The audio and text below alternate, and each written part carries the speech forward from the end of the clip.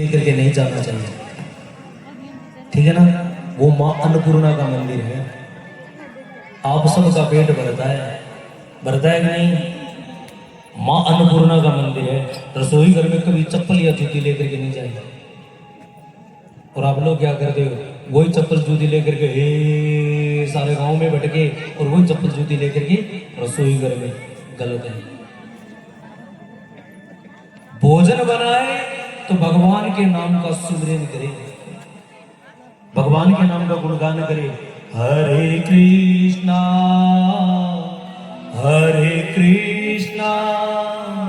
कृष्णा कृष्णा हरे हरे, हरे राम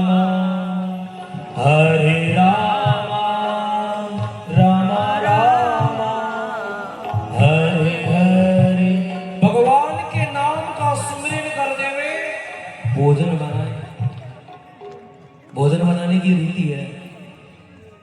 और पहली रोटी का टुकड़ा थोड़ा सा तोड़ करके उसके ऊपर घी, चीनी या गुड़ कोई भी मीठा हो, अग्नि के अंदर स्वाहा करे, अग्नि देवता को भोग लगाए। अग्नि चीज क्या है? जो सजनों हमारे घरों में एक अग्नि जलती है, वो अग्नि क्या है? वो सांडिल्य गोत्र से उत्पन्न हुई अग्नि है। एक हमारे शरीर में अग्नि है, एक हमारे शरीर में अग्नि है जिसको कहते हैं जठ अग्नि, कहते हैं ना। बाबा रामदेव कहते हैं ना, जो योगा गुरु है बाबा रामदेव जी महाराज, कि भोजन करने के बाद में पानी ना पिए। क्यों? ठंडी पड़ गई। क्योंकि भैया भोजन करने के बाद में पानी पिएंगे तो वो जठ अग्नि बंद हो जाएगी। और उस अग्नि का कार्य क्या है? उस अग्नि का कार्य है जो हमने भोजन किया है।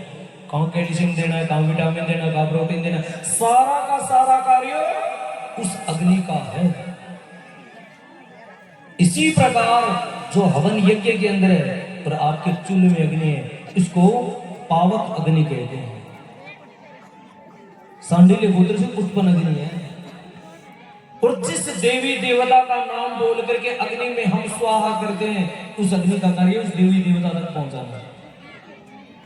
आपके घर में भी जो चूल्हा है उसके अंदर एक रोटी का टुकड़ा तोड़ करके जब स्वाहा करोगे तो अग्नि देवता आपके जो घर के देवता उनका भोग उन तक पहुंचाएंगे। और पहली रोटी बना करके टुकड़ा तोड़ करके अग्नि में स्वाहा करें और पहली रोटी के ऊपर गुड़ रख करके गाय के लिए निकालें। पहली रोटी किसकी होती है? किसकी होती है? गाय की। और लास्ट रोटी किसकी होती है? कुत्ते की। किसकी होती है? अब पता तो सबको है, पर करते कौन है? जमाना बदल गया। सत्य की बात है। पहली बात तो ये भैया, आजकल चप्पल लेकर के रसोई घर में जाते, चप्पल या जूती लेकर, गलत बात है। पहले के जमाने के लोगों को आप पागल समझते, पर पागल नहीं थे। पहले जमाने में आप देख लो, घर में एक चौको हो तो अलग चौकी हो, पर कोई चप्पल या जूती लेके कौन जानता है कि नहीं? सच्चाई में वो सत्य है और सही है। पहले की नानी जी, दादी जी भोजन बनाया करती, भगवान के नाम का गुणगान करके गुनगुनाया करती थी कि नहीं? भगवान का नाम लिया करती थी। और भोजन का असर सबसे बड़ा होता है, जैसा खाए अन्न वैसा बन जाए मन।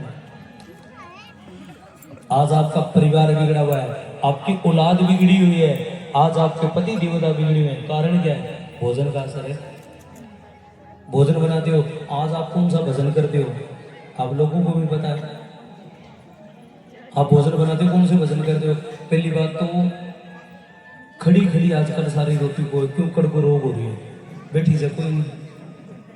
और खड़ी खड़ी रोटी को अभी टाइम थान फिर भजन किया करे, सीताराम से मरण जोगड़ो काल तो आपका पापा को कुटी जो चलो आज पकड़ पड़ी है यहाँ बड़कुंडिया ले लेके रोटी को है। और बिन रोटी खाने के बाद में आदमी की शांति जी ले हो ना, खा के रोटी, हाँ पी के पोगो दारो और बीत पकड़े खड़े आ जाओ थार जोगा जी खड़े मौसम खड़े बीत पकड़े। सत्य भैया, असर किसका? अन्न का। जैसा खाए अन्न वैसा बन जाए मन। भोजन का असर सबसे बड़ा है। और आजकल की पढ़ी लिखी बहुरानी है वो ही ज्यादा, थोड़ी पढ़ी लिखी ज्यादा हो गई। भोजन करने से पहले बोलती है जी कितनी रोटी खाओगे। अब जी को क्या पता बेचारे वो कितनी खाऊंगा, पहले 3 बना दे